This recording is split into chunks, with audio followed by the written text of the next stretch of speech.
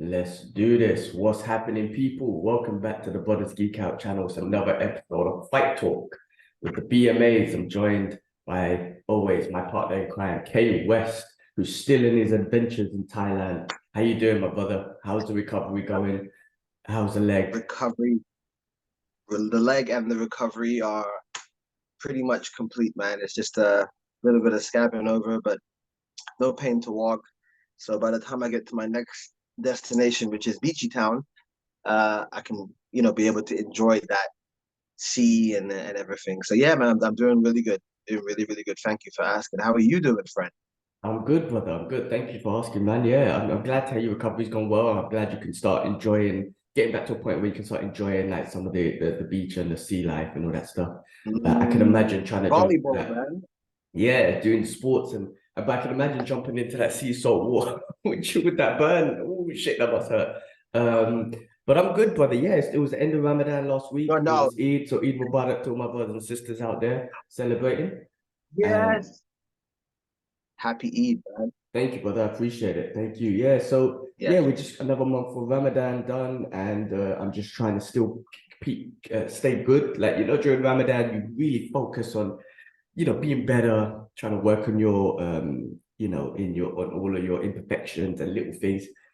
Immediately the mind frame eases up and you do immediately start swearing more and all this sort of stuff. So I'm trying to be better. But as I messaged you, I was telling you I was running a bit late because I wanted to finish off my morning prayers. So I'm trying, that is important. And I'm trying to keep that on point. Like all my five times a day prayer, I was on a good momentum. I set myself a good goal in Ramadan, which should have been a goal in life anyway, but I'm just trying to be better anyway. Whereas I didn't want to miss a prayer and I will Mm. prioritize prayer of everything, right? During the five times of during the day. And so far so good. It's been a couple of days and I'm still on it and I want to carry on doing it. It's discipline, but everything is really, of course, my faith's there and whatnot, but it's all about discipline. I'm trying to say everything relies on discipline. If you don't have discipline in anything that you do, be it praying five times a day, be it working out, be it working, whatever you do, it's done because motivation don't work. Or it does, it helps boost things up, but it doesn't keep you on routine because when you're not motivated, you just won't do it. When you're disciplined, you'll do it. Yeah. So I'm trying to just stay disciplined Yeah. with that. Um, and yeah, that's it. My sister's in town, so I've taken this week off of holiday. We're gonna just take her around Mm. Dubai and stuff like that. So that's nice to just kind of be a tourist in Dubai with my sister and just enjoy the sights Mm. in Dubai, man. Because me and the missus, we said Yeah. that we won't do anything much until guests come, so we do it together. Um, we've done a lot, don't get me wrong, but Mm. now just my sister's like, I want to do this, I want to do that. I'm like, perfect. That wasn't even on our list, so let's go experience it together. So it's been cool, man. It's been Mm. nice. It's been nice. Got this whole week off work, so I'm gonna be enjoying just this time off and just getting out and about, really. But yeah, that's been my week, man. You look How's well rested. well, thank you for saying that. Maybe just because I've done my morning prayers and feel revitalated or whatever. But I slept like shit yesterday, as I don't know why, but it's the second Sunday in a row which I felt like crap. Sometimes this thing happens to me, bro, where when I can't sleep, right, and then the body reacts in a funny way. So it either temperature goes too high and my body's too hot, I can't get comfortable, or the other thing that happens is my body gets itchy all over, and it just keeps me awake because I'm constantly itching. And in the weirdest places, like the sole of my foot, like never in my life am I sitting there and the sole of my foot itches. But when I'm in bed and I can't sleep, like the sole of my foot itches. I'm like, the hell is that? And it just irritates the shit out of me. I Um, know about this. I know about this. It's called prickly motherfucking heat. It's a bitch. Interesting. Okay. Yeah, I know about this. I had this. I first got this when I was a teenager, maybe no, maybe like 17, 18. And I went to the doctor and they told me that it's prickly heat. That's a slang term, but I'm sure like many people also experience this, so maybe this might help those listening and watching.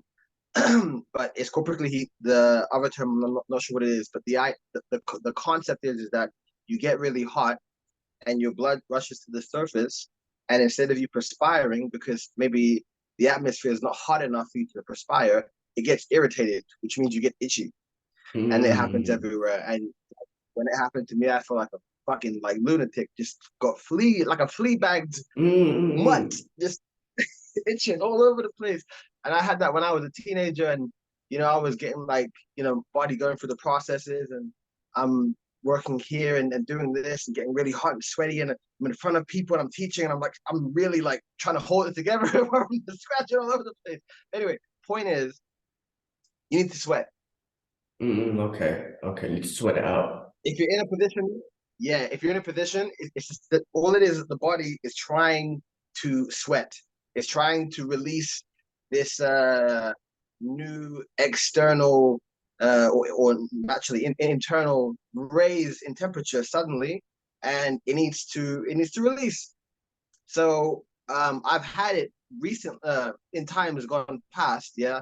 And it's normally when my thermostat goes like this, like hot, cold, hot, cold. My body doesn't know what to do, and then I get this issue, and then I have to. It takes me a while to sweat. I have to really put hood up and everything. Once I break a sweat, it's fine. It resets the my coolant system or something. Okay. I mean, it's interesting because I'm already hot and irritated. So to try and get hotter and sweat it out, oh my God. But the itches, sometimes with the I itches, know, it's I know. irritating because I'm hot already. But sometimes it's when, like, say I'm not hot. So it's like because like my body can't sleep. So it's like my body saying, I'm gonna do shit to your body so you can't sleep. So like I said, the hot one is one thing. Sometimes it's just normal and I'm itching, right? The other thing that I get rarely, but I Oh, got it yesterday was my chest feels like it's compressing. So I've got this pressure on my chest right here. And if I get on my side, it hurts. If I get on that side, it hurts. If I get on my back, it loosens up. And I wouldn't say it feels better, but it's just like it's all compressed here and it hurts. okay. I think I know what that one is too, because I also had that Well, I've had it before, and I thought to myself, my God, like I got too much shit to do to fucking croak out like this and just die, just roll over like a cockroach. Ah! So I researched it, and I was just like, I'm having kind of like okay, is it like a stitch? No, I wouldn't say it's a stitch. It's like a compression right Okay, here. Yeah, it's like it's okay, compressed okay, and okay, okay. like there's this internal deep sort of like I don't know how to explain, but like a deep sort of pain right here, but it just feels like everything's crushing in. Okay, then it sounds different then. Okay, never mind. I'm not sure about that one. Have you spoken to anyone about this one? Haven't no professionals or whatnot. It's like it happens when my body can't sleep. It's such a weird thing. Like check this out. I'm trying to sleep, but it's like the body's Oh, telling you, no, bitch, you're not sleeping. So here's some body uh, reactions for you to react to top uh, you up. Yeah, uh, that's one uh, of them. uh, Like the heat is one of them, the itchiness is one of them, and then this is another one. And I'm just like, well, okay, all ah, right, I'll get out of bed. Fine. You don't want me to sleep on that. So yesterday I went to bed around 1. I was up again by like 4:30, 4 o'clock, chilled to about 6, and then I kind of laid back down and I don't know, rolled around and managed to sleep a little bit. But yeah, mm, listen, man, on the whole, my sleep has been better as we've discussed, but it's just on random nights this sort of stuff happens. Like it still doesn't come out of my system. And I'm just kind of like, well, come on, G, you're on holiday. Like, there's no worries, relax, let's sleep. But anyway, it is what it is. mm. It, To go on a long rant, it, as you have you looked in? Sorry, so I lost you, bro. I lost you. You freeze. There you go. say, You back. Yeah. say that last one again. No. I stopped. I stopped Yeah. as you were talking. What was Yeah, the go. last thing that you said? I just said, yeah, I just said that Ah, okay. I was, I yeah, was, I was gonna I think there's a lag here. Seems like there's a lag.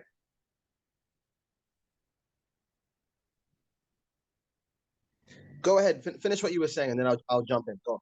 No. I was just saying that, this is what my body does sometimes to react to not helping me sleep. But in general, my sleep is better. It's just I have these nights of basic sleep, and I'm on holiday. I should be more relaxed, and I am. It's just I don't know, just another crappy night's sleep. But anyway, you're gone, brother. Mm.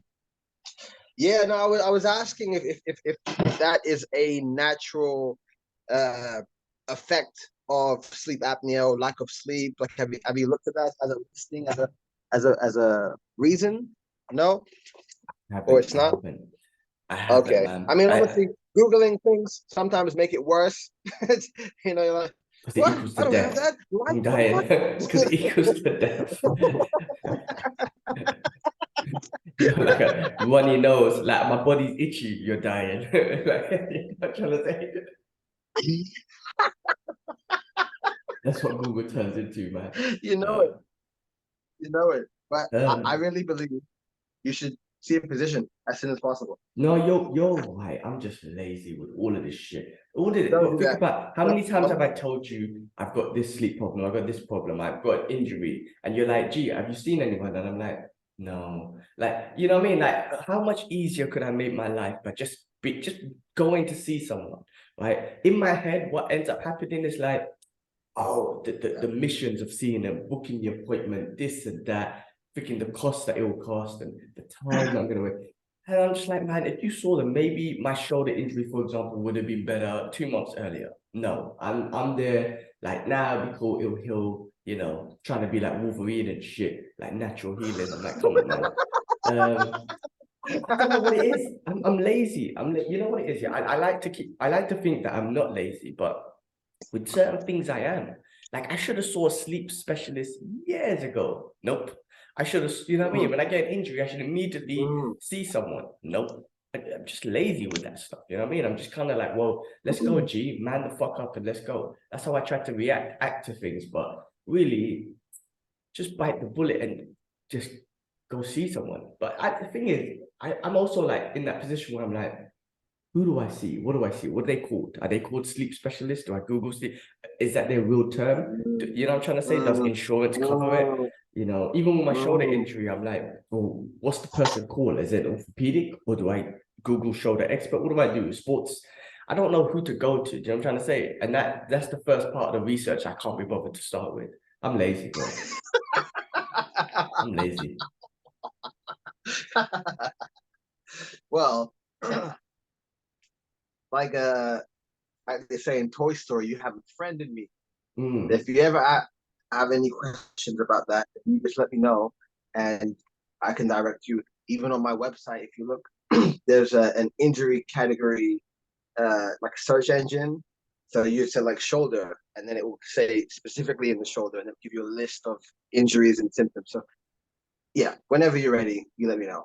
And that's how lazy I am. I know you're into all of this stuff. I should just message you. Plug your website, bro. Let people know what's the website. Um, I'll plug it in, but it's basically Quest for Fitness dash therapy.co.uk.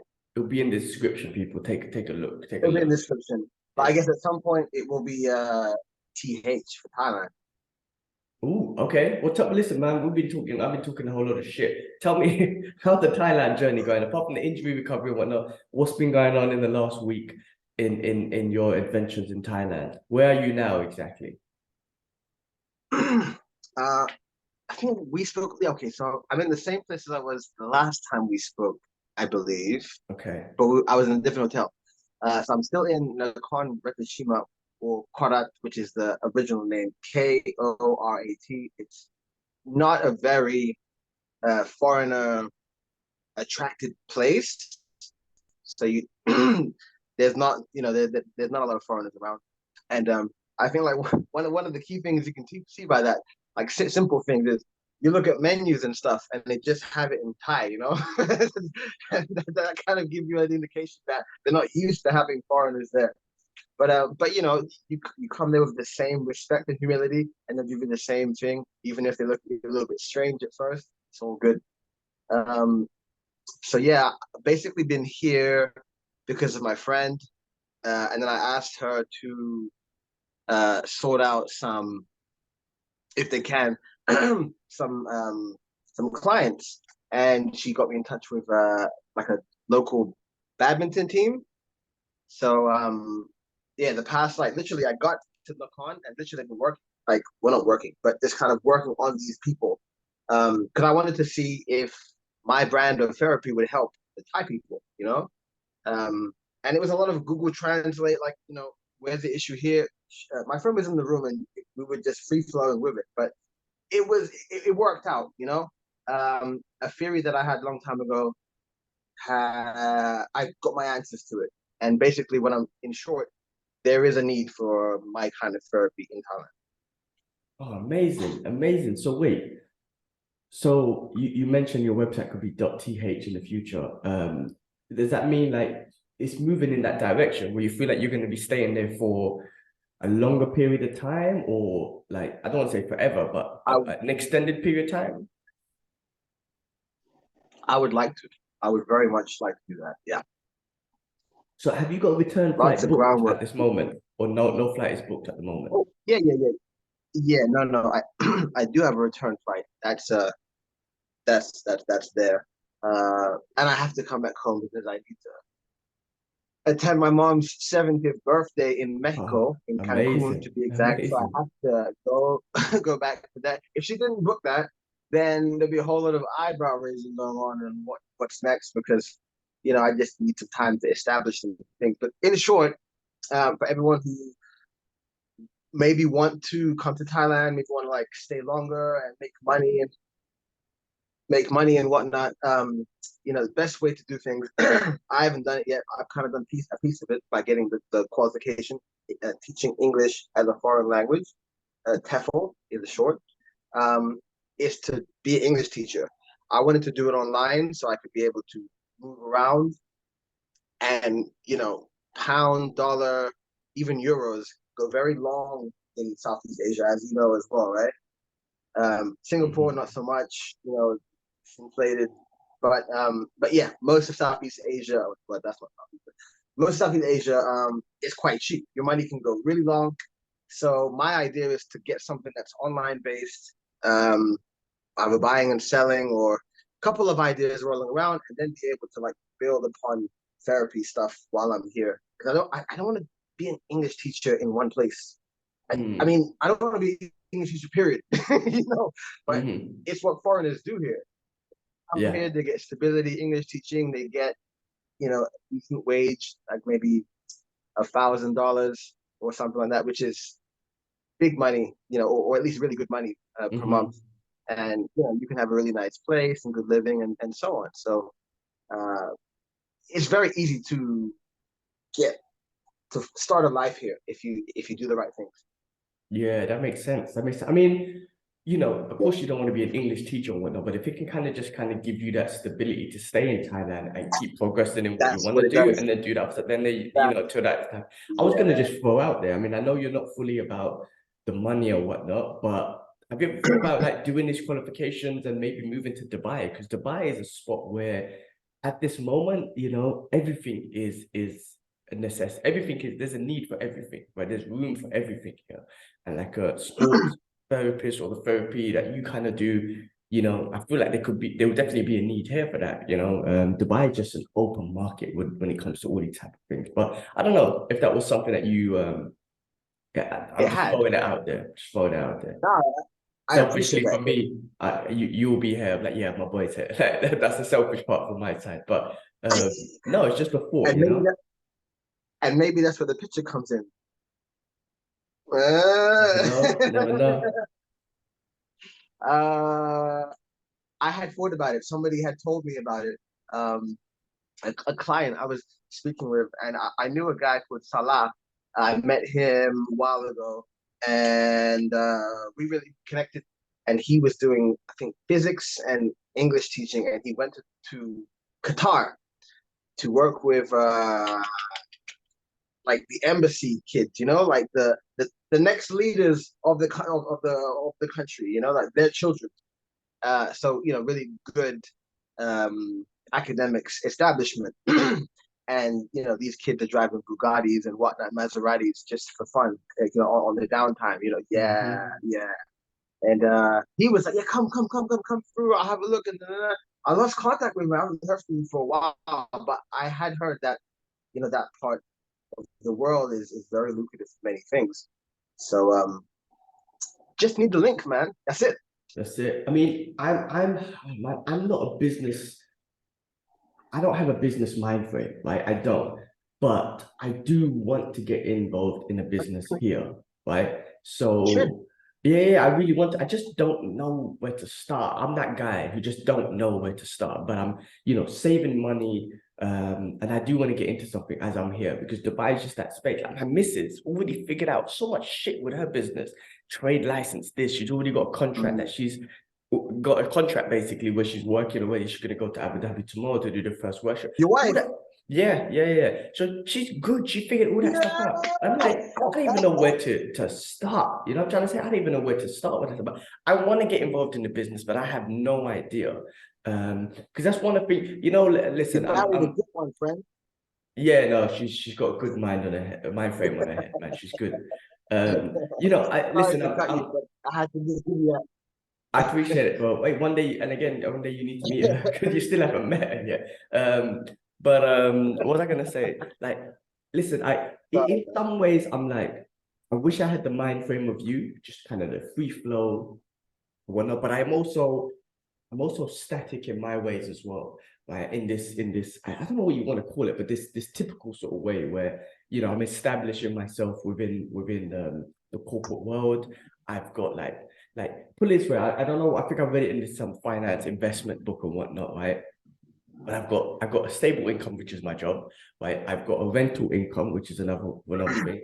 I'm involved in stocks and shares and all that sort of stuff. So the only thing missing out my portfolio is a business, right? That would be that whatever it is. And I just don't know where to start. You know what I mean? But don't get me wrong, when I was in Hong Kong, I bought a lot of those hot toy figures and we sold them in the UK. So that was a little something, made a little couple of $100. It wasn't like thing. We lost Why out not, in some man? money here and there. Overall, made a couple of Yeah. $100. So I got some kind of mind frame. I just don't know how to start it off, and like I just need to find something that will work out here in Dubai.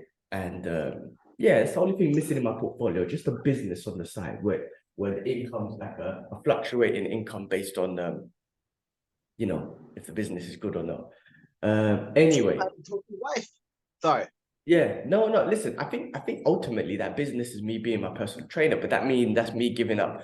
I'm planning to do that when I give up my corporate job, which is not anytime soon, but in like 7 years or something. Okay, but what if you, okay, hold on. What if you look on an online business, right? Something hands off. Look and see in the market of Dubai if they have, like a PT trainer or some kind of platform to bring PTs to clients. And you like look at that, maybe you invest and then you back off. Maybe you create a platform. That's what I'm saying. Mm. Look at it, man. Just like look Yeah. at like holes in the market.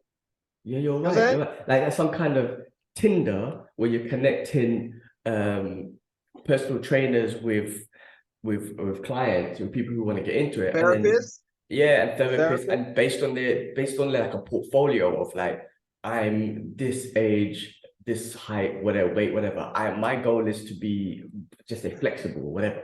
And then it linked you to like yoga. If my goal is to be hench like a bodybuilder, it links you to a PT who's specialized in. Oh, that's a Yeah, good point. Okay. Yeah. I told you, man. Yeah. Yeah. Let me let me look into these sort of things, man. I mean, yeah, I want to. I mean, I'm in Dubai. I mean, like I said to you, I'm finally enjoying it. The podcast stuff is going well. What do you call it? There's a dude I'm gonna get on the podcast in summertime. This guy called Barry, but I call him the collector because he's got like 300 figures and whatnot. So I'm making connections through that. Not that the podcast really makes any money. It's just a passion that's growing. There's the Speedy Comics that I'm gonna sort out where they have a check this out, bro. They have a vault right in the comic book shop. In that vault, I always thought it was just a door, like not even a door, like just a display of some bullshit. But behind this vault, they have some of the most exclusive comic books and artifacts in the world. He has one of the Superman comics. I don't know which one it is, but it's worth $5.6 million. This comic, and I'm gonna go. I figured out how I could get a tour of there, and I'm gonna do that for the channel as well. But Yeah. You can record and everything. Yeah. You can take pictures, all that sort of stuff.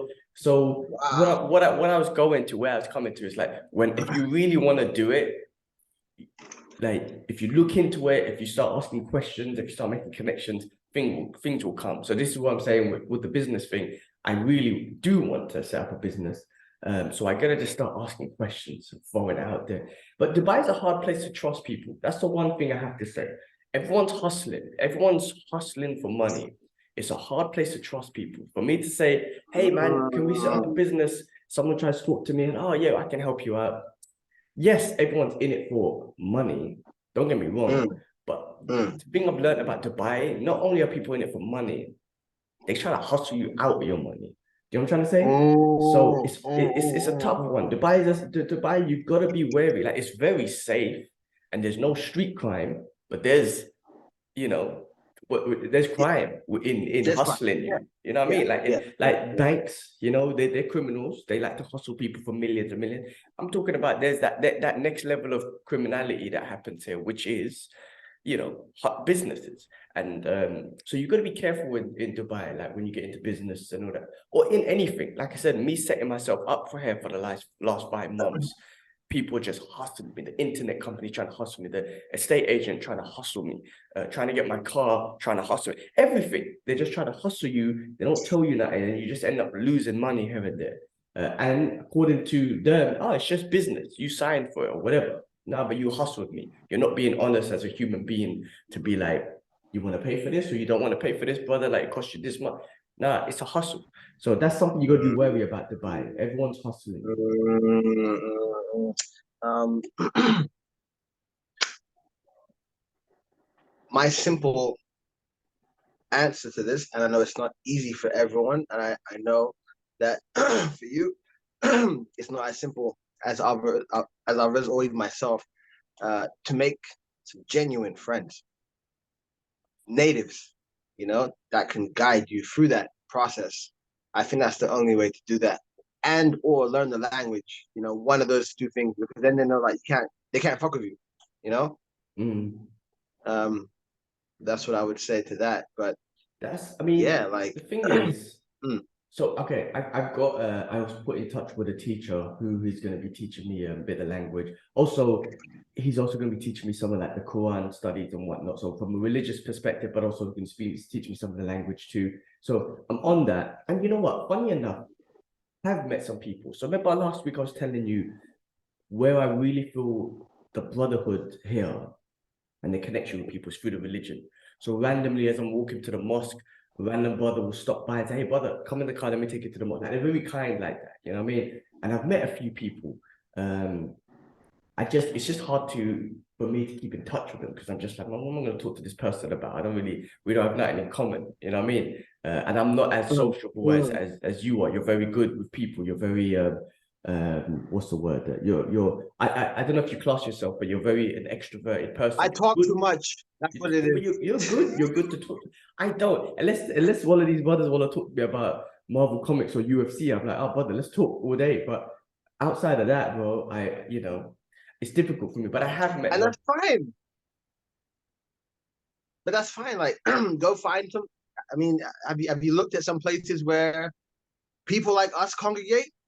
Nerds, geeks, Yeah, I mean, us. like I said, I've met a few people. Yeah. I've met, yeah. So, Cool. Okay. it's a start. It's a start with like I said, with the comic book world, with meeting people like collectors and going into the comic book shops and whatnot. Um, but yeah, no, I mean, how do we get into this, man? We're supposed to be talking about Hold fights. on. This is what I love. This is what I love. This is what I'm saying, You're bro. stuttering really badly. Hello. Is this working? Back to normal? Mm, uh, I think Hello. so. Yeah, yeah. Go on. All right. Yeah, I No, hear I you. was just saying this is why I love talking to you, bro, because we could talk 3 hours and then start talking about fights. Should we should we get into the whole point of this is fight talk? And we spent like how long? How long have we been recording for? At least 40, 30 minutes, 40 minutes talking about life. But anyway, this is a good thing, man. Should we get into the fights, bro? Maybe Because this should be my job. Actually, this should be my online job. I need to. Yeah. Yeah. Listen, bro, Yeah. at the rate that we're growing, and when I say grow at the rate, I'm not talking about thousands of thousands, we're talking about a couple each week.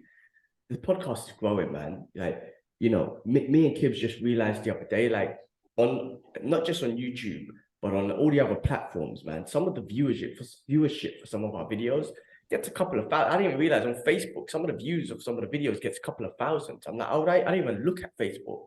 And I'm like, oh, damn. So people are listening, people are subscribing. On YouTube, we're on a good pace to double our subscribers. Again, we're not talking about thousands and thousands. We're talking about hundreds and hundreds or a couple of every day. But you never know, man. This could turn into some kind of small income in the future. We got our little piece that we do here. Me and Kib's got our piece. I mean, but overall, we're kind of working together on just creating. I say creating content. I'm just talking to my friend about UFC. I'm just talking to my friend about life, and then we talk about fights. It's weird that you call it content, but I don't know. It's content somehow. Yeah. I mean, look, everybody has to label something with something, right? This is this and this is that, and I guess in the eyes of the viewers, or in the eyes of, in terms of, like, if you look at business, it's content for the viewers. So if you give it a name, yes, it's content. But if it's us, it's like we catching up. I said this before, bro. If we didn't do this, we were doing this on WhatsApp and throughout the whole week, talking, conversating, fight talk. We're basically taking what basically this is taking all that WhatsApp chat and pulling it into one video or whatever, and we pull it online as content. Anyway, on that note, let's talk about some fights. The good thing about this is I put it in the description. I take a bit of time to, so people can skip straight to the fight. So hopefully people see that. But listen, there's some fights this weekend, some good fights. You had the UFC fight night, you had boxing, and you had ONE FC as well. Now, I'm not gonna lie, I only watched the UFC. If I have to prioritize one, because I'm on vacation, my sister's here, we're out and about all day. But if I have to prioritize, I'm always prioritizing the UFC. What's that, bro? What's that? Some food? I think you've frozen a little bit.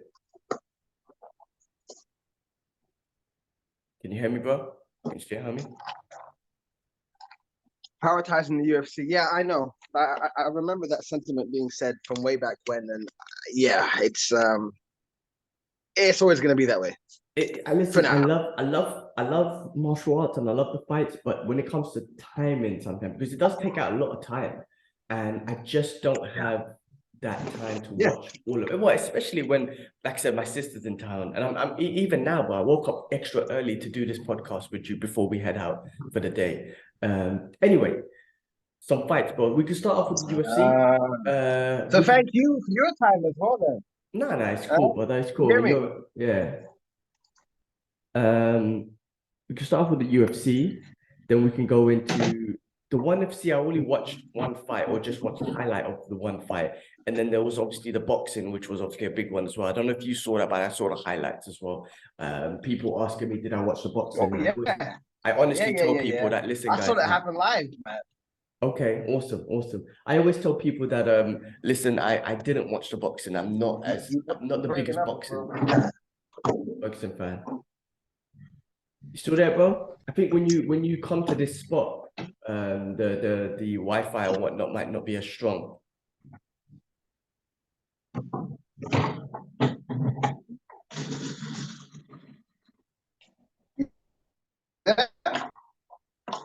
Yeah, I don't know if you can still hear me. I think you're good now. Okay, cool. Okay, let's get started with the fights anyway, man. UFC fight night. Sergei Pavlovich versus Curtis Blaydes, man. Now, this fight night card in general was a fun freaking card, man, because there was a lot of finishes, bro. A lot of finishes, some controversial stuff, but it was a fast-paced fight. Now, I just saw the main event. I didn't get a chance to watch the prelims, but bro, did you watch the fight? And then what do you think of Sergei, man? Because my guy, Sergei he's a force to be reckoned with in heavyweight, and he's breaking records. He's got these fast hands, and he had an amazing jab. He's got the power. When thinking about John Jones, we didn't even bring up this guy's name. I don't think I did anyway. But now I'm like, ooh, okay. We did. We spoke about him.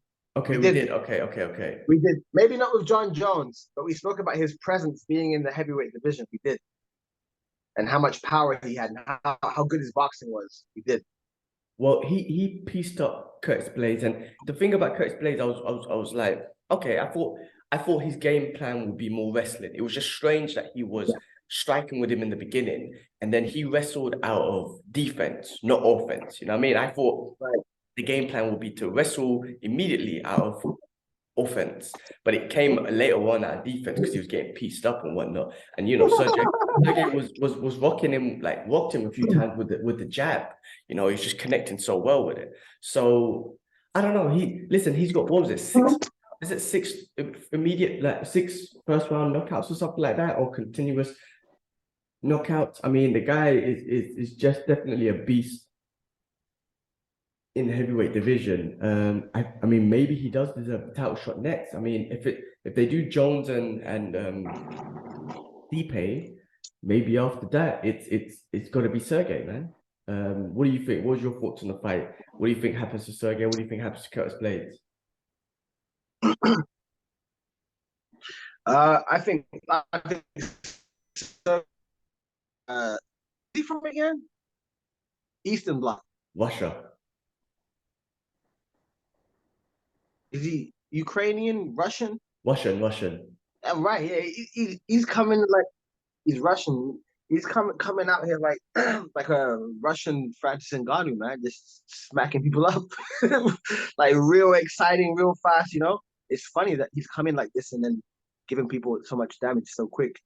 Let's see what he does against. I mean, Curtis Blaydes is obviously higher opposition, but he's not the highest opposition in heavyweight division. He's not the Stipe. He's not nowhere near the Stipes or the John Joneses or the Cyril Gahn. Like it's not. He's not there. It's crazy that you say that he's a Russian Fantasy Ngannou. It's crazy because he's doing it not in the most devastating fashion, but more of a, I guess, more of a technical fashion.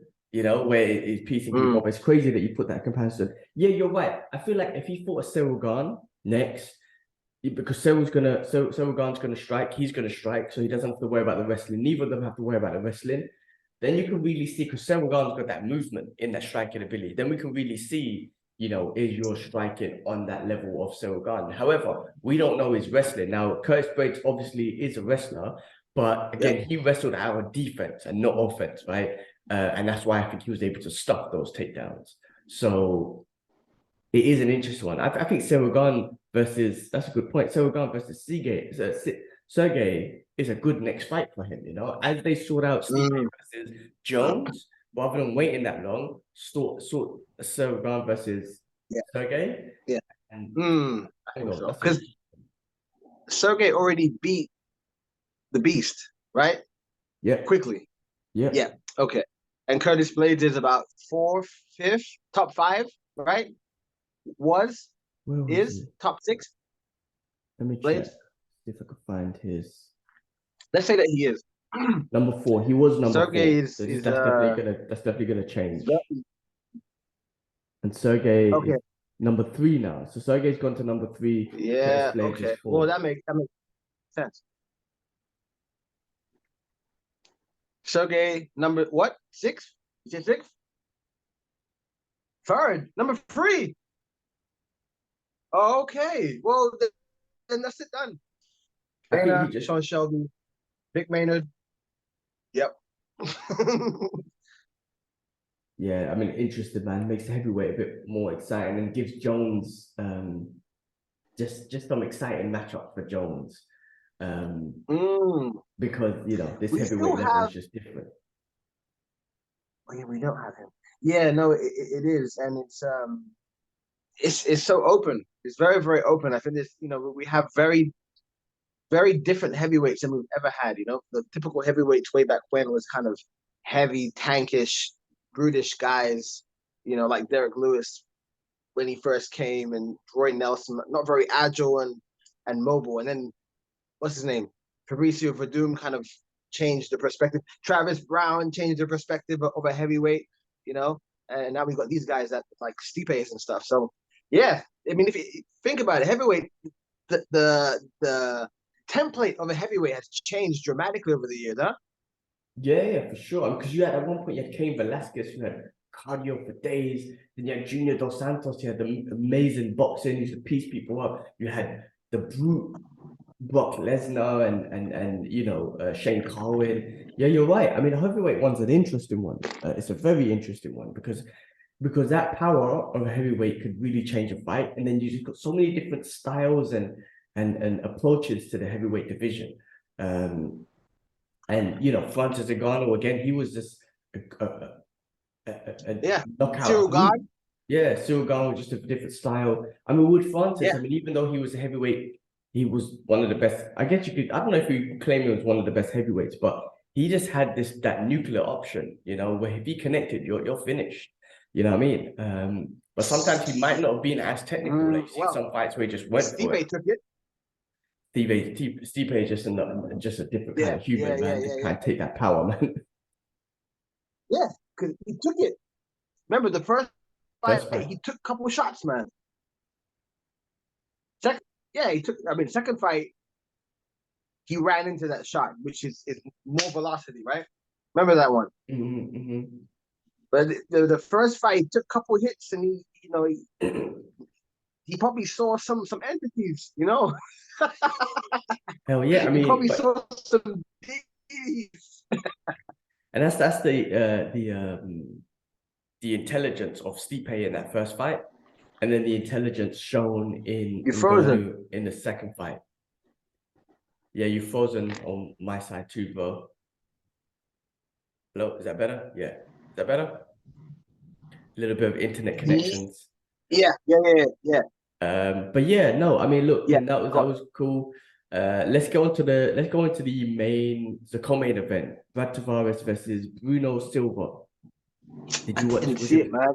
Again, another great fight. Bruno Silva won by TKO. There was a little bit of a Brad Tavares was what you call it, disputing the stoppage a little bit, but I felt like it was a good stoppage because Bruno Silva was all over him after he connected and knocked him down, which was great fight. The controversial one, and that one I was a bit excited about, was Bobby Green versus Bobby Green. Joey Gordon. Yeah, Did you see that? Did you see what happened? Yeah. That's an E-Honda. That was like an E-Honda headbutt, bro.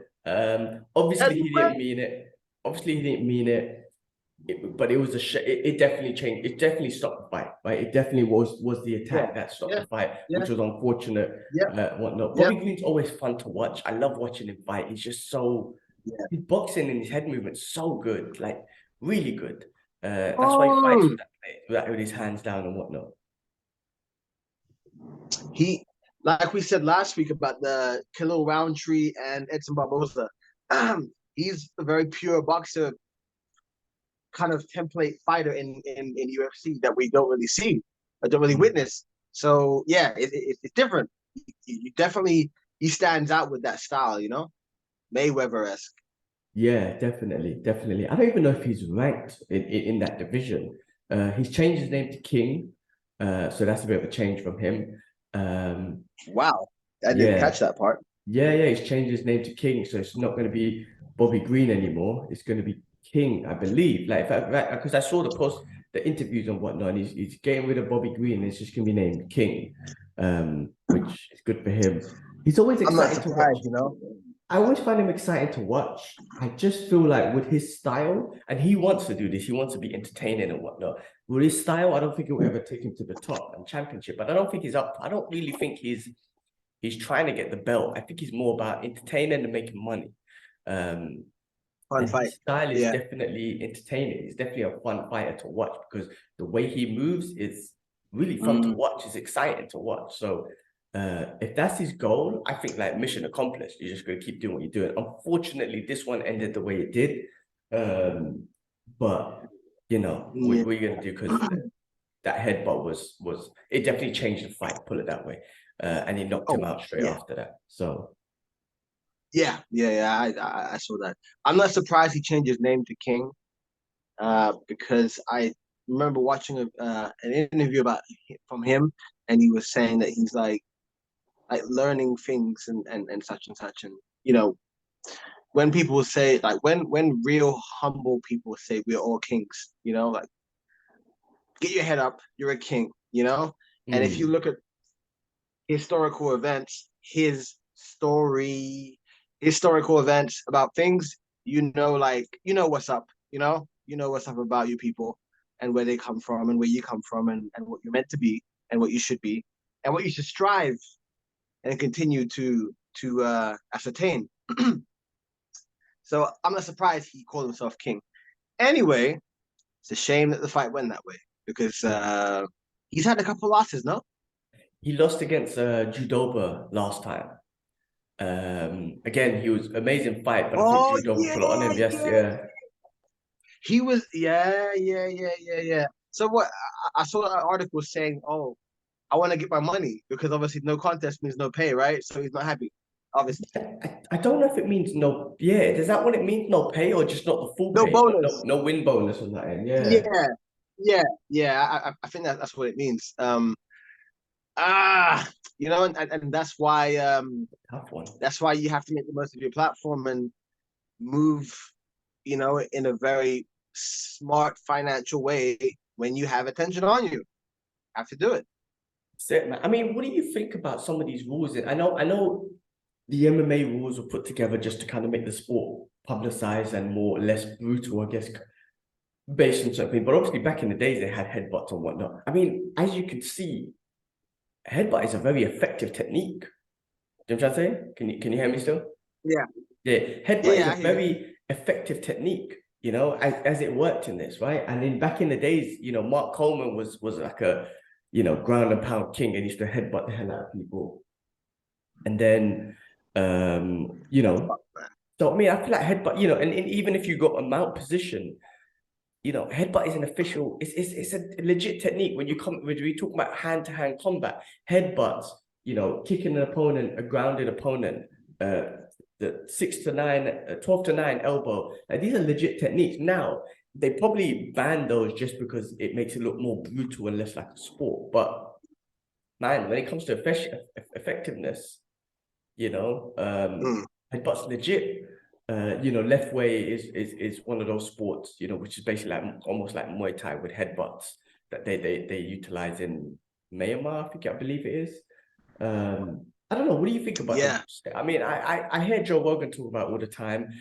I'm not a fighter, so it's easy for me to say let them kill each other. But like, what do you think about those sort of things? Because if you're in a street fight, I guess anything goes. But then again, you don't want a complete street fight, no hold bars, because everyone just be kicking each other in the nuts, man. Like round one fight, and everyone's trying to nut kick each other. That's what I'm trying to say.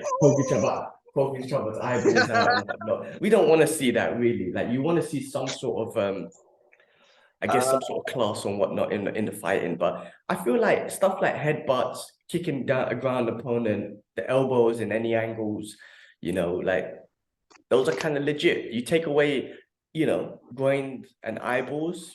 I guess I get, like the old school ways. But I don't know. We don't want people to get damaged. But then again, getting a shin kick to the head is also very damaging. yeah, just a bit. Uh, you know, uh,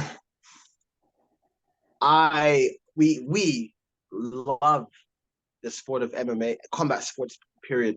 And I remember watching something. I think I told you about it recently about Muhammad Ali and how things went down for him allegedly towards the end of his life, or him getting sicker from Parkinson's, and again, allegedly people could have helped him and they didn't. They wanted to make money off him and so on.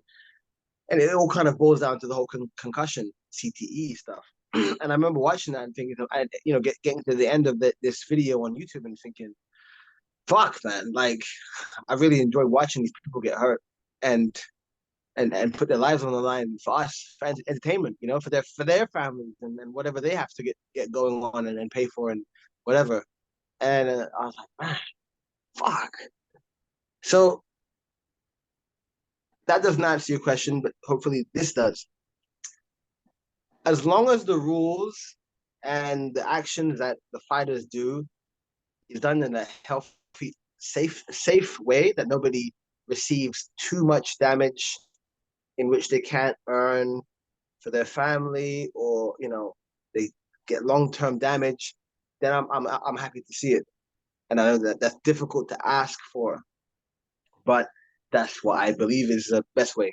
If I want to see someone get really fucked up, play a video game, watch a movie, effects, but I don't want to see anyone get like, turned into a martyr or fully maimed, because it's sad. It's very sad. Well, That's my answer. I 100% agree with what you're saying. Because I don't want to see anyone get hurt. And I do believe fighters should get paid the most out, because you're literally putting your body on the line. Now, don't get me wrong, American football, rugby, all the sort of things, you're still smashing your heads in each other. But in this one, your intention is to try and knock someone's head off or hit them with a body shot or whatever it is. You're trying to hurt them. So I agree with that. But us as human beings, it's weird, bro. I pay to watch UFC individual, I guess, hurting each other. But I, from my perspective, I'm watching the art of martial arts, which I love. But yesterday I was talking to Kibbs about, I watched John Wick 4. I paid and I bought popcorn to be entertained for, and this is me being controversial, but I'm just being controversial for watching a mass murderer cause mass murder for the next for 3 hours, because that's what he does. He just kills the shit out of people, and I'm there. We're all celebrating it, we're loving it. So you're seeing this mass murder happen from a perspective of a movie. Now, again, mass murder is controversial. For me, it's art. It's action art, basically, that I just saw. Just the best way of expressing the choreography of killing someone. Martial arts. Martial arts, Yeah. with guns and knives and whatnot. But we are attracted to that. Now, same with the fights. Yep. Human beings are attracted to it. Human beings is one of those things everyone thinks they can fight. Oh, I'm gonna fight you. Someone else upsets you, you get really angry, you get upset, and then you wanna fight them and whatnot. But yeah, no, I agree. Of course, I don't want anyone to get hurt, man. It's heartbreaking to see certain legends go down. Muhammad Ali, with the Parkinson's and whatnot. Certain other fighters getting brain damage. When a fighter breaks their leg in thing like Anderson Silva, that broke my heart, man, to see that sort of stuff. But yeah, no, it's a tough one. It's a tough one. We went into it. So, but I don't know if headbutts, that's what I'm trying to say. I don't know if a headbutt is more damaging than a shin kick to the head. You know what I mean? Are they the same equivalent damage? Is it, you know what I'm trying to say? That's what I'm trying to say. What's the same? If a grounded opponent, okay, maybe a soccer kick looks freaking brutal because it looks brutal, but what's so different from a headbutt or flying knee that Edson Barbosa, or a wheel kick that Edson Barbosa gives you? What's the difference? Is there a difference in velocity and whatnot? I don't know, but that's what I'm trying to say. A downward elbow, like, is that more dangerous than a freaking Edson Barbosa spinning kick, wheel kick? I don't know. I mean, I remember they used to show this TV show. I think it was on the National History, and it was about the war, like a ninja versus a samurai. Remember this?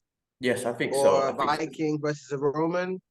No? Oh, I think I know what you're talking about. I was thinking of something else, like this sports science one. But anyway, go carry on. We're talking about the velocity.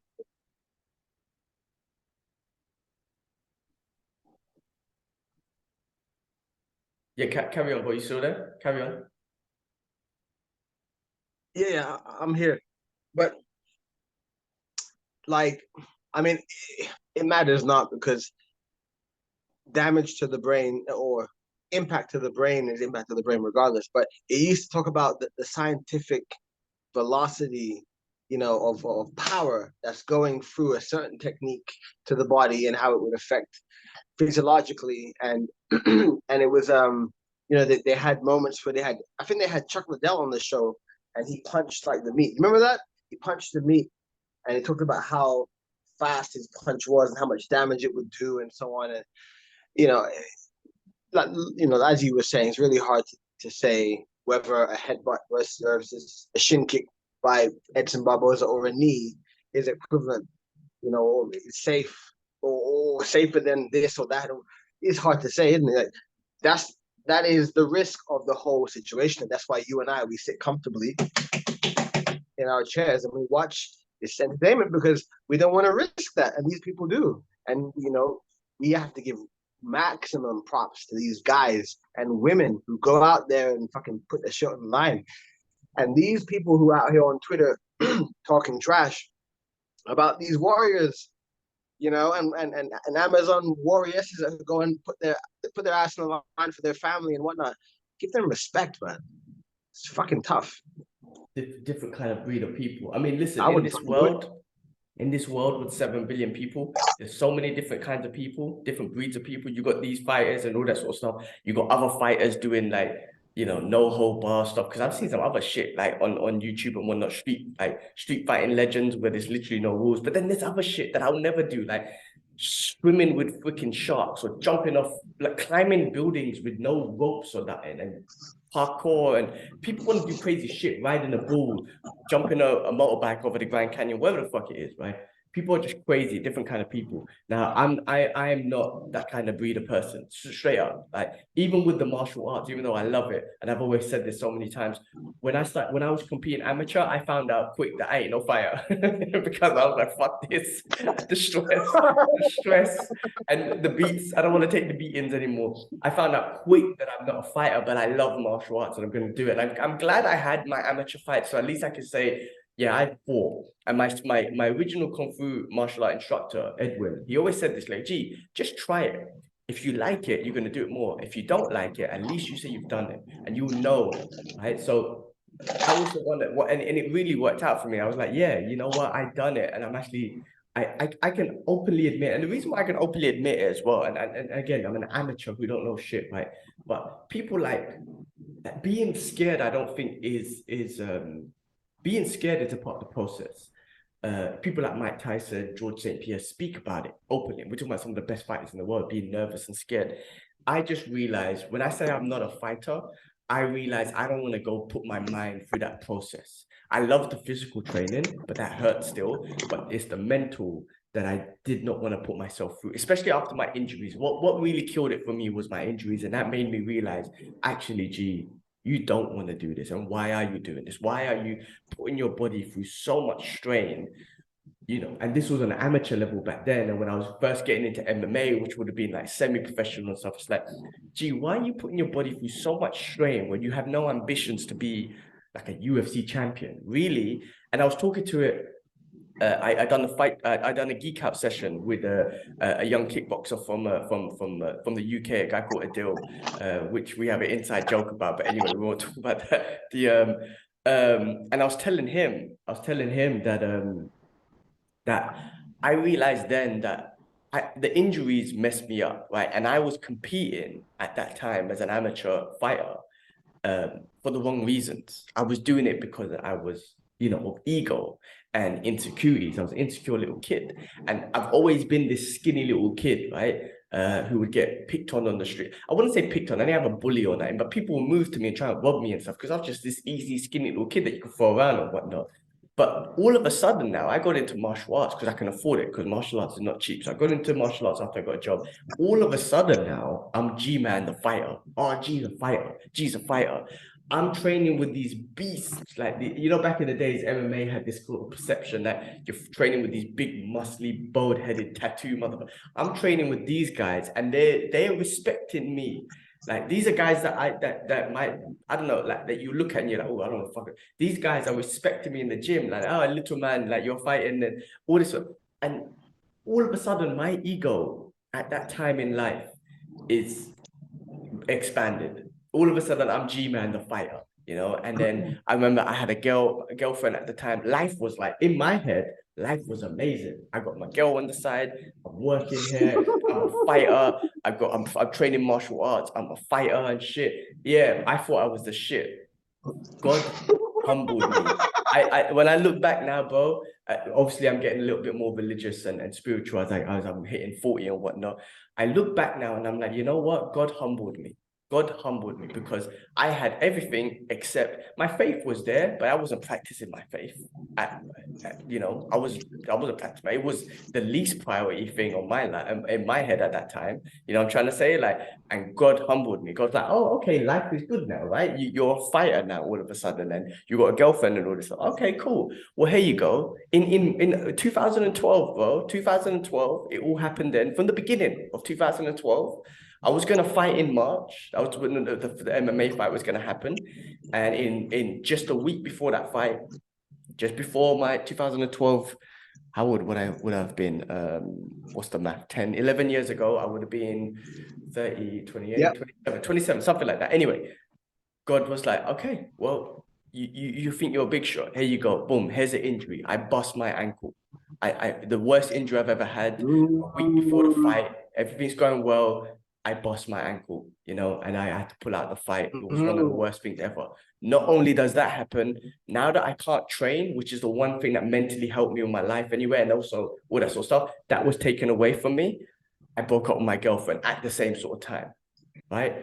So now I don't have her and I don't have martial arts. Now I'm sitting there depressed because I'm not G-Man the fighter no more. I'm G-Man, the guy who got injured. But everyone else doesn't know what's going through my head. I broke up with my girl, so I'm depressed at home. I'm feeling what's the word?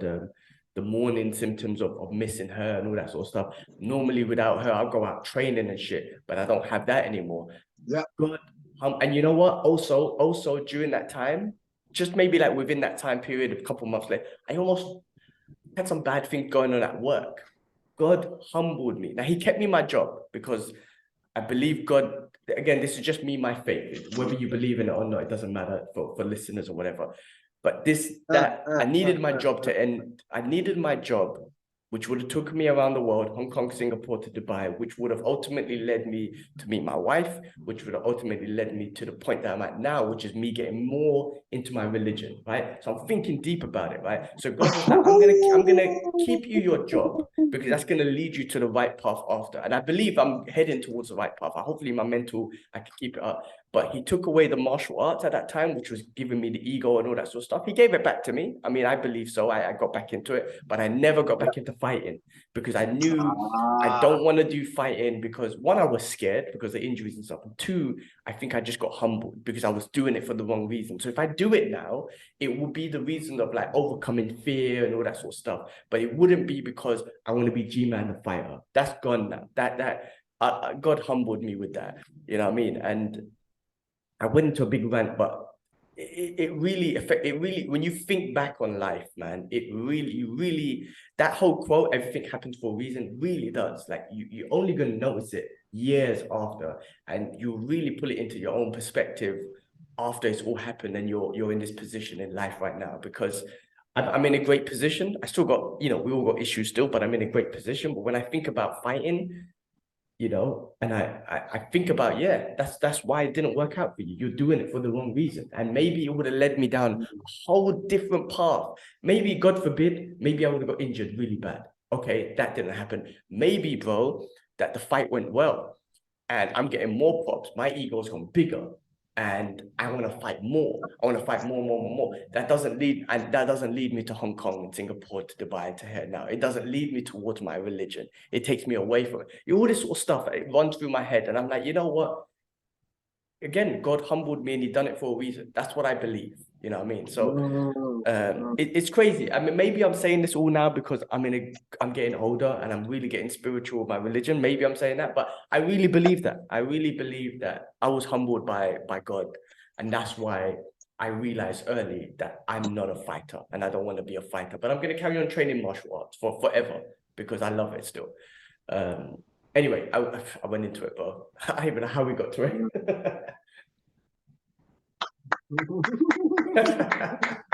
No good, man. No good. Oh my God. Anyway, let's get back to some fights. Yeah. ONE FC, we'll talk about the boxing at the end because that was probably like the biggest thing that happened that everyone else was talking about. But real quick with ONE FC, I didn't watch all the fights, but legend Nong O, let me try and pull up the name. Nong O, who's the bantamweight Muay Thai champion, legend. He was also a coach in Evolve MMA, so I had a bit of bias Oh against yeah, him, and I took a I'm couple of his listening. This is something. Go on, yeah, go on, I go had a on. couple of his classes, so I was like, man, I'm training, not training with, I'm being taught by a Muay Thai legend, Nong. He defended his belt against British talent, man, Jonathan Haggerty, which I wasn't familiar with, and this is what I love about what the One FC is doing. What the One FC is doing, it's promoting Muay Thai and making Muay Thai superstars and making me more familiar with Muay Thai fighters. Now, Jonathan Haggard put it on him in the first round and beat Nong, knocked him down 3 times. And if you knock someone down 3 times in Muay Thai rules, the fight's over. And he knocked him down, knocked him out 3 times, and then the final strike was a knockout. And that, I mean, a little bit heartbreaking because it's Nong and I'm biased towards Yeah, him and he's a legend, yeah, yeah. but also a little bit like, oh my God, this is epic because it's a British champ. And I had that same Mm. thing with Liam Harrison. I'm a Liam Harrison fan, so I'm familiar with him. I'm not familiar with Jonathan Haggerty, but I am now. So that was a great performance. Mm. I feel like I don't know. He just pulled it on him, and he was able to kind of put the pace on him, and he was able to connect with some power shots, man, and knock him out. Nongo's a legend. He's got nothing. End of the day, legends like that, he can walk away now, and he is a legend. You don't take anything away from that. Do you know what I'm trying to say? Yeah. And maybe this is the era of Jonathan Haggerty, I should say his name right. Haggerty. Haggerty, Jonathan yeah, Haggerty. Haggerty. yeah. Yeah, yeah, yeah. And yeah, no, great fight, great pace, and congratulations to him, man.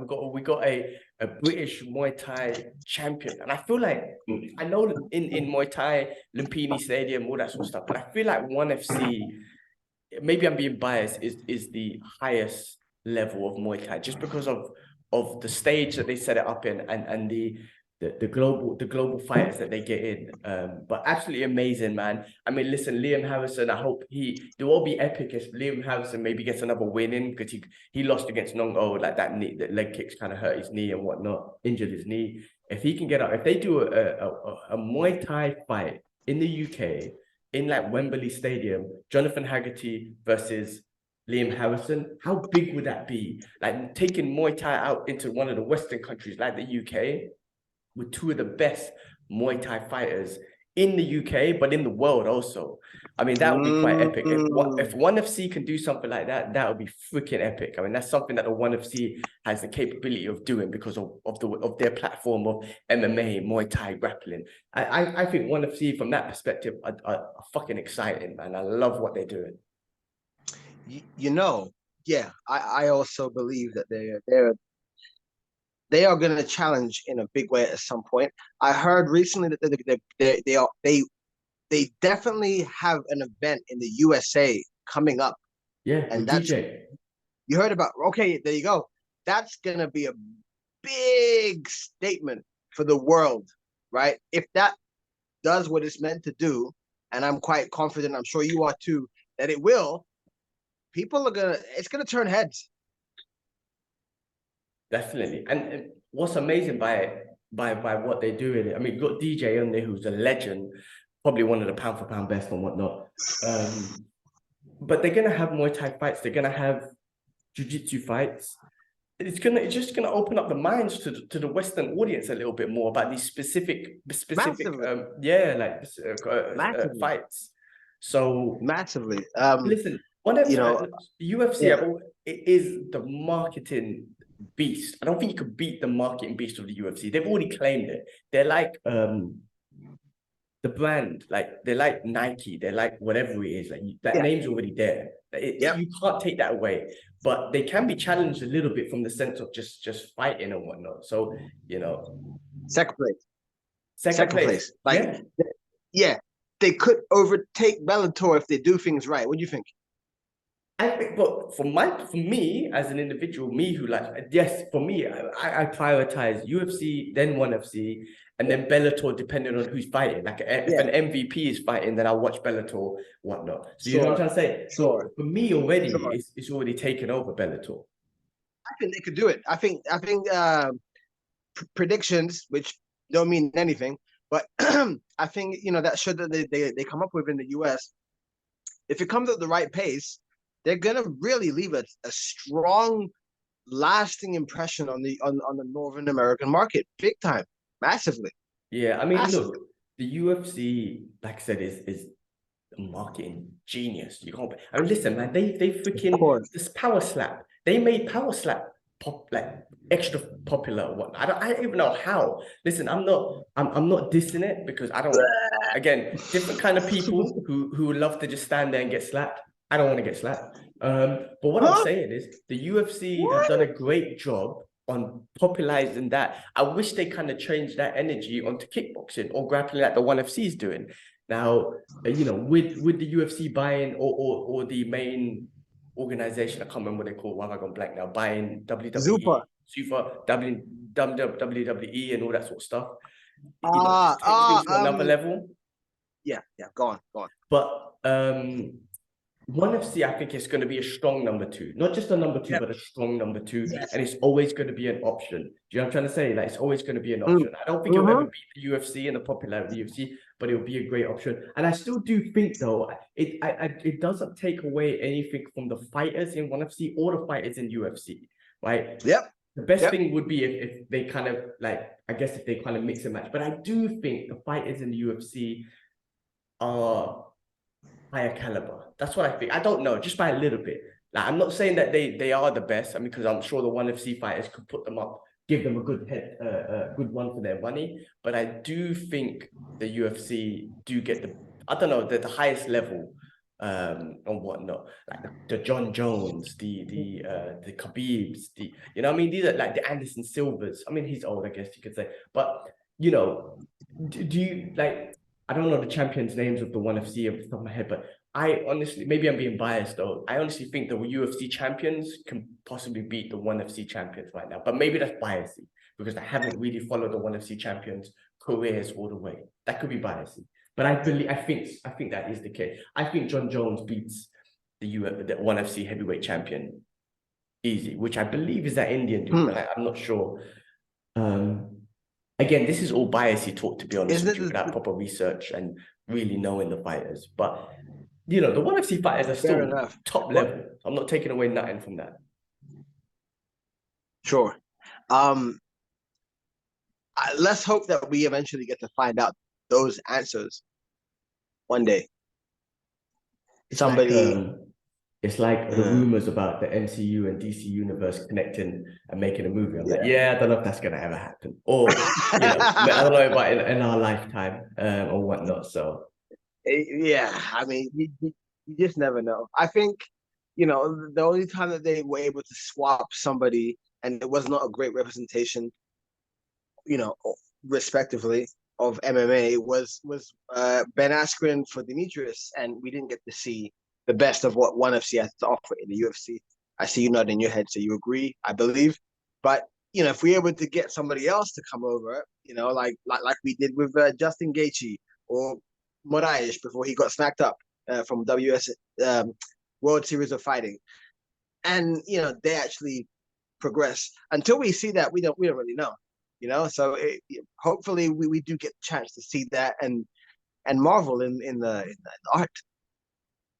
that's it, bro. That is it. One day we'll see. But anyway, let's finish off with the boxing, bro. Did you obviously watched it? I think there's a lot more hype. Ryan Garcia versus Gervonta Davis. Did I say his name right? Yeah. Gervonta Davis, yeah. Tank Um, Gervonta Tank Davis, I think. Yeah, I think that's his nickname or whatnot. Again, I apologize. Listen, I don't follow boxing as much. I claim to be a fight fan. I guess I am in the perspective, but I don't follow it boxing as much. I don't know what it is. I Yeah. love boxing, don't Me get me wrong, neither. man. But Yeah. when it comes, I don't know, I'm more with mixed martial arts, I'm in tuned. I love it. With boxing, I love it still, don't get me wrong. But I love boxing and I like watching, I rather watch Bobby Green fight his boxing style in the MMA than two high level amazing boxers in Ryan Garcia and Gervonta Davis.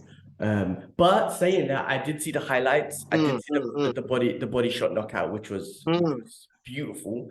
But what was your thoughts? You know boxing better than I do. What's your thoughts on the fight and the performances and stuff?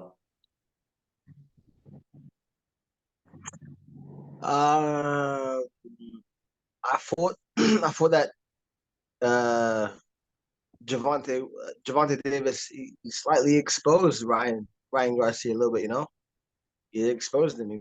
He, he kind of showed that there's levels to to to the fight game.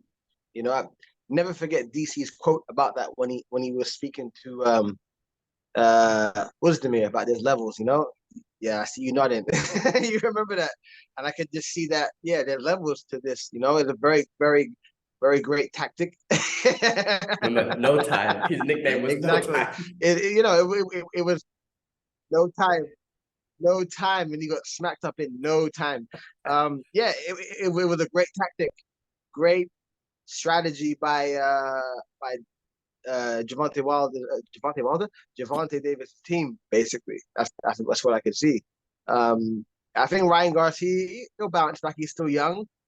Like they always say, someone's had to go, and it was his at this time. You know, so if he's what he is built to be, he'll come back stronger.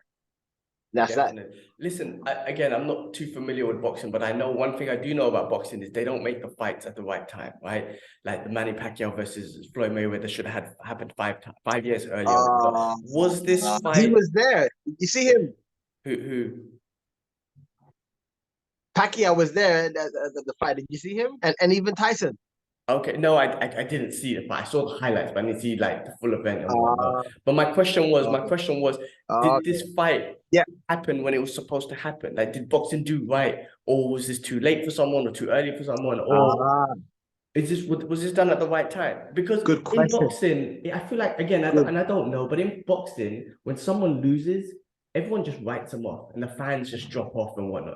Again, this is just from my perception, a third person perception. But in MMA, I don't see that as much. When someone loses, like Nate Diaz or whatnot, or any of our favorite fighters, Yes. they still think this, Yeah. and they still get up there, and they still Yeah. Yeah. they're just one fight away or two fights away from getting that title shot again or whatever it is. Yeah. Whereas in boxing, I feel Yeah. like Yeah. people just lose, after one fight. Momentum. Yeah, like whatnot. Yeah. This whole thing about keeping your O is like a big thing. It's like, well, no, like you don't have to keep your O. Like some people could do it who are special like Mayweather, but you don't have to. But Mm. yeah, do you think this fight was made at the right time? Very good question and very good, topic. I think it made sense. They both were undefeated. You know, they both were up and coming, uprising, very slick, very diligent, very the best of that division from what I could see. You know, and that's what it was built at. The best, like who is not necessarily pound for pound, but who is the best right now in that division? Who deserves to be at the very top of the top? And it showed this Gervonta Davis. That's just what it is. I believe it's the right time, yes. And you're right. A lot of fights happen at the wrong time. Mayweather Pacquiao should have happened when they were in their prime. Canelo, unfortunately, never got to fight Mayweather again in his prime. So we never got to see prime Canelo versus, I guess, slightly out of prime Mayweather. Maybe it would have been a different fight. The way it looks, it probably would have been. Um, and that's just the way it goes. Uh, but yeah, no, I think it came at the right time, and it just shows, Davis is meant to be there. That's what it is. He's meant to be there. Meant to be there. And another thing you mentioned about zero O's and Mayweather, I think he set the standard that in order for you to be this kind of godly boxer and the best, you must have an O. And I think most people they see him as the messiah of the boxing world at the moment because he's undefeated. He has no blemishes on his title on his resume. So I think the world of boxing has really captivated Mayweather as a template of the professional boxer in modern day age. You must have no defeats. You must da da da da da da, and that's what it is. Look at Adrian Boner. He was a very good example of being the kind of Mayweather clone in a sense. Didn't work out for him. He didn't have a skill. You know, just didn't have enough. So if you can do it and you make money for yourself, and you're able to make it happen, Gervonta Davis is, for now. But every dog has its day, huh?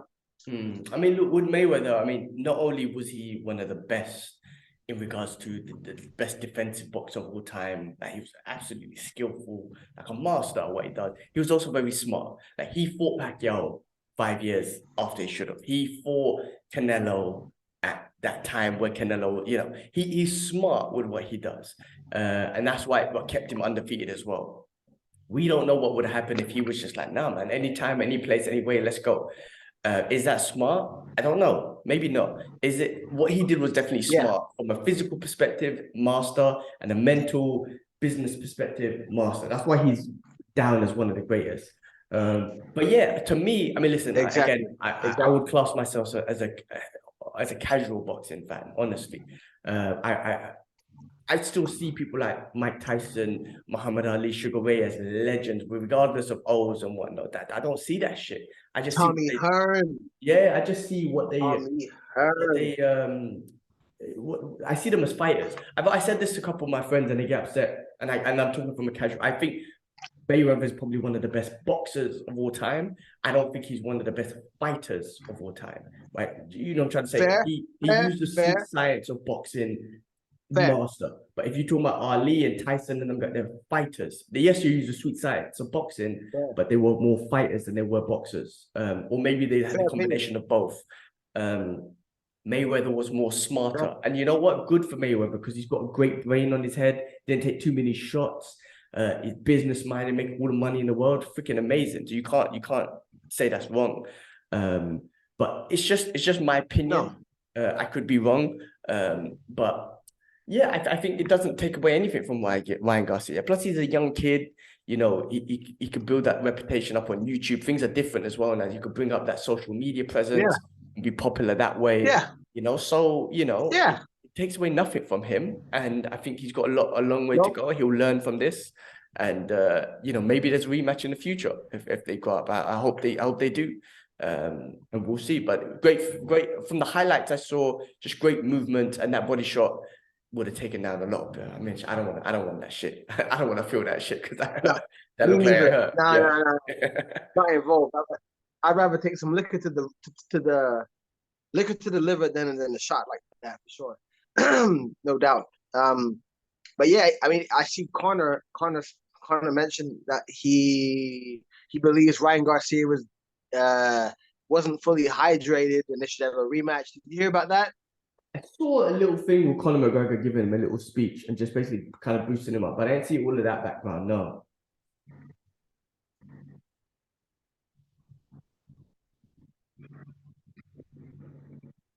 Hold on, you still there? you chop it up. It's not quite settled yet. You're frozen. It's frozen Okay, I think again. you're good now. Wi-Fi, Say yeah. again, Conor McGregor. What now? No, I just saying I saw the Conor McGregor when he was just basically giving him some encouragement after the fight. I just saw that. Right, right. Oh, okay. Yeah, I saw a comment saying that he believed, or it maybe highlighting or insinuating that he was dehydrated, and that's why we didn't get the best of Ryan Garcia. I don't know. I wasn't there, but what do you reckon? Rematch Look, at some I point? don't know boxing as good as other people, but I think a At couple some more point. fights, yeah, Yeah. rematch. Why not? I mean, the guy's Yeah. still young. They're still both upcoming and young. A couple wins, a win or two or whatever, they get back to that point where they rematch. I mean, why not? So and this was a fan favorite fight. A lot of people Mm, wanted to see it. The boxing world gave it to them. mm, Why not build it up again and yeah. do a rematch? It makes it even more fun to see how much Ryan Garcia has grown from this, and even Gervonta Davis has grown from this. Like Yeah. that's what we want to see as fighters. That's what as fight fans and whatnot. Yeah. So that's also Yep. exciting. Who's grown? Who's learned from this? Yeah. We've seen in MMA. I know MMA is different, but we've seen what just happened with Izzy and Pereira. Like after 4 fights, kickboxing and MMA, Izzy learned and he eventually beat him. You know what I'm saying? It's an amazing thing to see. So you never know. You never know. Well, I mean, speaking about that fight, if you look at was it the second fight that they had in kickboxing, Izzy almost killed that guy, in that second fight. So, it was just unfortunate he didn't have enough time. Even in the first MMA fight that they had, remember, he had him hurt. bell rang. What would have happened if he had 40 more seconds? Don't know. 10 more Wasn't there. seconds even, Didn't happen. Yeah, you don't know, but you don't know. But but yeah, for sure. I mean, I'm even though I watch boxing, I'm not the massivest boxing fan by any means. I'm with you on MMA all the way with it. It's just that I have a great app that tells me about boxing, and that's it. And and that's really how it goes. But yeah, I think you're right. Yeah, let's let them fight again. Let's see where it goes. And yeah, it shouldn't take anything away from boxers. I think Chael Sonnen or another um personality in the fight world also mentioned the fact that it shouldn't be a thing. Like in MMA, like you said, people have losses. Nate Diaz has losses. Masvidal has many losses. So many fighters. We don't care. We just don't Yeah, care. like, no one's holding Khabib as the perfect fighter because he went 29-0. Yes, he's up No. there, and people consider. And my guy was dominant in almost every round. He had already lost a round. But still, someone like John Jones, I mean, he technically doesn't have a loss, like technically, but he's lost rounds and he had close fight. But again, no one's holding Khabib at that. Like, cool, it's amazing you got 29-0, but still, there is the John Joneses, there is the Demetrius Johnsons. Like, they also see there's the greats, and they got losses as well. Not John Jones. We don't really count John Jones's loss as a loss. But you know what I'm trying to say? Like, I mean, it doesn't matter if you went 29-0. Okay, cool. Like, in MMA, it's just it's very different. There's so many different ways to win and lose in MMA as well. It does make, I'm not saying it takes any way away from Khabib's 29-0, because that's, again, like I just said, there's many ways to win or lose in MMA, and he managed to not lose from any of those ways, even in rounds, right? So that's something amazing. But what I'm saying is, just because he's 29-0, he's not automatically number one. No, like, he's up there as one of the greatest. He'll be there in history, but there's so many number ones in MMA history, which is actually makes it more exciting and amazing. All of this stuff, it doesn't really mean anything. Like all these awards you put out, pound for pound award, all this stuff, like none of it really counts, does it? It doesn't make any. It doesn't hold weight. None of it. It's all just titles and talk. You're right. In the moment, and then after the moment's gone. And this is what I have to say I love about what Khabib says, because when people call him the greatest, he goes, I don't want to talk about me being the greatest of all time. Like, me, on that day that he fought Justin Gaethje, that night, he said, on that night, I was the best. When it passed midnight, I'm not the best anymore. Like, but on that night, I was, and I love the way he puts it in that perspective. And he goes, I don't want to talk about that because maybe one of them, but the greatest of all time, that's not a realistic thing. Because 20 years from now, John Jones, for example, will be one of the greatest of all time, but there's going to be someone, whoever the hell that is, who's going to be like, is this the greatest of all time? You know what I'm trying to say? So there's no such thing. I guess it's just a group of people that you put up there, one of the greatest. Or as Khabib says, that on that night, before it hit midnight, I was the greatest. And after it hit midnight, I wasn't the greatest anymore. Because that was my moment. After that, it's done. It's footprints in the sand. That's it. That's it. It's that Hollywood fame of stars of fame or whatever. It's there. And if you ever want to see, you could take a walk there. And I don't know if that's a good equivalent, but you know what I'm trying to say. Here today, gone tomorrow situation. But yeah, man, like it is what it is really with all of that. So, you know what? It just boils down to being so grateful and happy to watch these guys fight and scrap, do it safely, and keep us entertained and like you said, keep us having these conversations and debating. And there's so much. The world of MMA has blown up in the time that from the time that I just met when I first met you, watching it. It was a splash in the ocean, and now it's one of the biggest combat sports in the world. Like, I feel so privileged to actually be able to see that happen. It could have been another sport that I just watched in the distance, but I'm so so happy that I was part of this, not journey, but just being able to view as an observer that this rocket ship of MMA, and to just see these things happen and just be like, wow, like to get Kamaru Usman in Black Panther 2, you would this wouldn't have happened 10 years ago, it's crazy. No, you're right. You're right. I mean, and the emotions that it's put us through, the friendship that is kind of created between us. I mean, yes, we got to know each other then, but we really connected as friends through talking MMA and whatnot. And then yeah, and like I said, the emotions it's put us through, from like me following. I remember just following Anderson Silva and just being so excited when he fights, and then beating up Chael Sonnen. But then when he broke his leg, like it broke my heart. And then who would have Oh known this yeah. shit? So, it's weird because these people don't pay for my bills. They don't give a shit about me. But in some way, they inspire me. You know what I mean? There's some things that they are doing something for me that they inspire me. You know what I mean? So, yeah, you're right. I'm grateful. I'm grateful to be a part of this Definitely. journey, this MMA journey. I'm grateful that I train it. I love training it. Yeah. I'm grateful that I've joined these like MMA gyms around the world, to just again be a part of it, like training it and be a part of it. We're no journalists here, but we're fans of the freaking sport, so much that, like I say, we in some way we're doing content about MMA, which still seems weird to me, but we're just geeking out. What we're doing is we're just geeking out about the sport that we love and the art form that we love. So yeah, man. Wow. Listen, man, we spoke for a long time today. This wasn't even a fight talk session. This was more like a therapy, geek out podcast. We just went on. I know. One thing I would say, you asked me what would happen after, what would Curtis Blaydes do after this fight? I'm not sure who's in the rankings, but maybe Tai Tuivasa? No? Yeah. Hmm?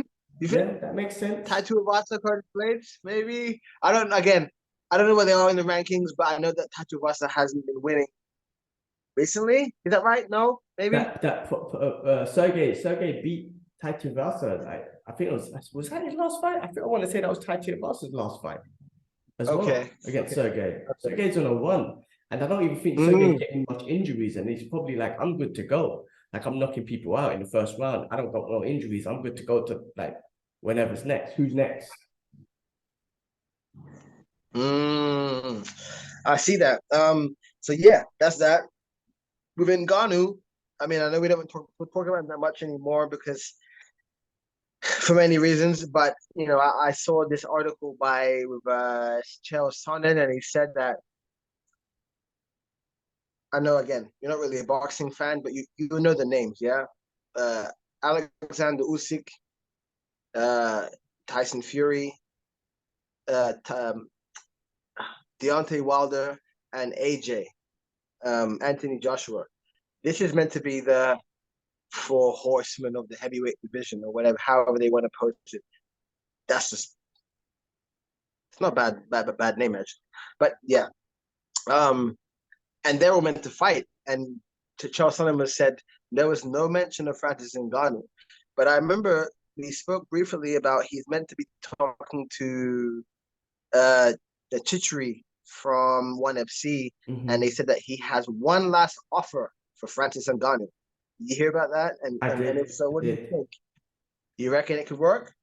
I mean, let's I see. hope it does. I mean, listen. I know Chatrich has to, do the best by his fighters and whatnot in regards to pay and everything. But did Francis Ngannou? We'll find out soon. Is he overpricing himself? Is he? Listen, a Conor McGregor. Okay, my guy got in the millions of pay-per-views and whatnot. He could definitely overprice himself and people will pay for it. Francis Ngannou, yes, heavyweight champion, all this sort. Are you outpricing yourself? And then will you eventually? Because listen, the boxing hype is kind of dying out a little bit now, Yeah, right? agreed. And that was the hundreds of millions that you could have made. Now, Yes. if you're pricing yourself out, be it bare knuckle, be it ONE FC, let's see what the offer is from that. And then now the UFC saying they Mm, don't want you back either. Did you just fuck mm, yourself up for no reason? Price yourself out. yeah. Should you have just stayed in the UFC, which has the best marketing hype ever? Somehow done the Jones fight, and somehow worked with them. Say, look, let's work together to do this boxing fight. Yeah. We can make that. Yeah. But did you mess up? I don't know. We'll find out soon because right now you're right. The hype's going. Like, Diminishing. it's diminishing. We're talking about Sergey and John Jones. Yeah. We're talking about Yeah. those guys now, the heavyweight Yeah. division. The boxing world is moving on with Tyson Fury saying I'm gonna fight Usyk. Is it Usyk? Usyk. Yeah. Right. Yeah. Yeah. And then Yeah. AJ versus Wilder. Yeah, there's no talk of Ngannou. It was like, why? None. Why? Who's Ngannou? Like now, it's like, well, who's Ngannou? He's not the UFC champion anymore, and he's just a heavyweight fighter who was a UFC champion before, but he's not anymore. Like that hype's going, and you know, you did say that way back when. Yeah, you did say that. Yeah, he maybe he's messed. I don't know. We'll find out. Let's see if he doesn't take. Does he take the ONE FC offer just out of desperation because he needs to get back out there? Like, does he do that? We don't know. Does he refuse it or try to ask more? And then ONE FC said, "No, we're not paying you that much more, whatever it is." And then he messes up another opportunity. Then what does he go to? What, PFL and make like? Does that happen? I mean, like, really, you should have stuck to the UFC. Do you go back to the UFC and say, "I'm sorry, take me back"? Do you bite that bullet? Admit your fault? Is he wrong? I don't know. The thing is, in his mind, maybe he's right. Again, we spoke about this last week. Maybe he's right. So we don't know. Don't know what happens. Time will tell. Time will tell when. No. What would you do if I was in Ngannou? I mean, that's a big question, man. But I'll just go back. I'll just go back to the UFC, man. I'll go back to the UFC. I made a mistake. I apologize. I made a mistake. Can you work out similar sort of contract and give me that Jones fight? You know what I mean? That's what I would do. But listen, what going through Ngannou, I'm not Ngannou. I'm not the heavyweight champ. Was the heavyweight champion of the world. I don't know what's going through his mentality. I'm not this guy who escaped. Yeah. Who tried to escape Africa, not escape Africa, but leave Africa to do better for his family, or walked across the Sahara Desert, or with that. I didn't go through that life. So he's gone through so much struggles in his life. This is all like, what fighting? ONE FC and UFC don't want me. Who cares? I survived the Sahara Desert or the journey. Like this is nothing compared to what I've been through in life. Yeah, it's minor. So minor, it's a tough one. Yeah, it's a tough one. Man, I guess time will tell, like you said. But yeah, Jones, Stipe, what do you think? I can't bet against Jones, man. It'll be a harder fight for Jones, for sure. Just can't bet against him. He's just too good. He's just too good. Too good. So when that fight happens, I guess we'll dig into it more. Okay, second fight. Aljamain Sterling, Henry Cejudo. Who's winning that one? It's coming up as well in 2 weeks, man. Another exciting freaking fight. And then wait. Check this out. Bilal, I'm glad you brought that out. They set it up, Bilal Muhammad versus Gilbert Burns on that card too. That is the title eliminator fight. Two of the best in the welterweight division. Both of them. So Gilbert Burns coming off the win over Masvidal. Yes. And Bilal Muhammad coming off Ramadan. I think this is a great. I think it just works out so great. Okay, but the first question, Henry Cejudo, as cringy as that motherfucker is, he's fucking You think he'll take it? He's good. Really? Listen, what happened with him and Miles? I was going to say Miles Morales as well. Spider-Man. What's his name? What's his name? Marlon Moraes. Yes.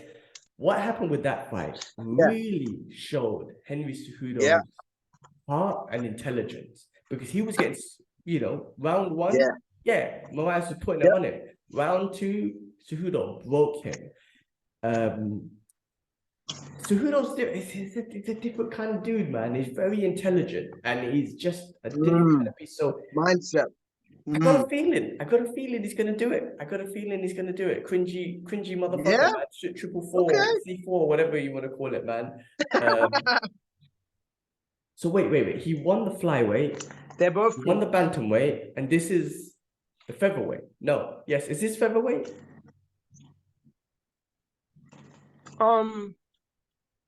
Yeah, no,